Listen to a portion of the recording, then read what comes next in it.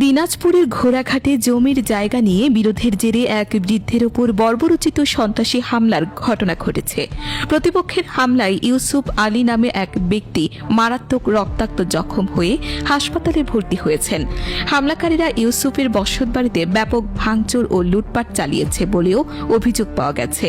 শনিবার ২রা মে দুপুরে উপজেলার ৩ নং সিংড়া ইউনিয়নের জারকাটা গ্রামে এই ঘটনা ঘটে। আহত ইউসুফ আলী ওই গ্রামের মৃত তালেব আলীর ছেলে।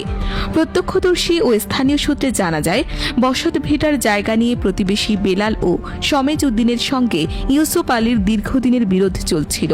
শনিবার দুপুরে কিছু বুঝে ওঠার আগেই প্রতিপক্ষের বেলাল, সমেজ উদ্দিন, মিঠু মিয়া, বলু মিয়া সহ ১০ থেকে ১২ জন সন্ত্রাসী দেশীয় অস্ত্রে সজ্জিত হয়ে ইউসুফ আলীর বাড়িতে অতর্কিত হামলা চালায়। সন্ত্রাসীরা লাঠি ও ধারালো অস্ত্র দিয়ে ইউসুফ আলীকে পিটিয়ে মাথায় গভীর ক্ষত সৃষ্টি করে এবং তার বাম হাত ভেঙে দেয়। এ সময় বাধা দিতে গেলে পরিবারের অন্য সদস্যদেরও লাঞ্ছিত করা হয় এবং বাড়িতে ব্যাপক ভাঙচুর ও লুটপাট চালানো হয়। পরে খবর পেয়ে ঘোড়াঘাট থানা পুলিশ দ্রুত ঘটনাস্থলে পৌঁছে রক্তাক্ত অবস্থায় ইউসুফ আলীকে উদ্ধার করে হাসপাতালে পাঠায়। ঘোড়াঘাট উপজেলা স্বাস্থ্য কমপ্লেক্সের চিকিৎসক জানান, ইউসুফ আলীর অবস্থা আশঙ্কাজনক। তার মাথায় মারাত্মক জখম হয়েছে এবং শরীরের বিভিন্ন স্থানে জখম সহ বাম হাত ভেঙে গেছে।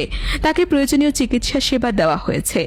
ঘোড়াঘাট থানার ভারপ্রাপ্ত কর্মকর্তা ওসি শহীদুল ইসলাম জানান, খবর পাওয়ার সঙ্গে সঙ্গেই পুলিশ পাঠিয়ে আহত ব্যক্তিকে উদ্ধার করা হয়েছে। শান্তি শৃঙ্খলা রক্ষায় পুলিশ তৎপর রয়েছে। এই ঘটনায় অভিযোগ প্রাপ্তির সাপেক্ষে তদন্ত করে অপরাধীদের বিরুদ্ধে কঠোর আইনানুগ ব্যবস্থা গ্রহণ করা হবে। ফাতেমা ইসলাম, ডেস্ক রিপোর্ট, ২৪ ঘন্টা ঘোড়াঘাট।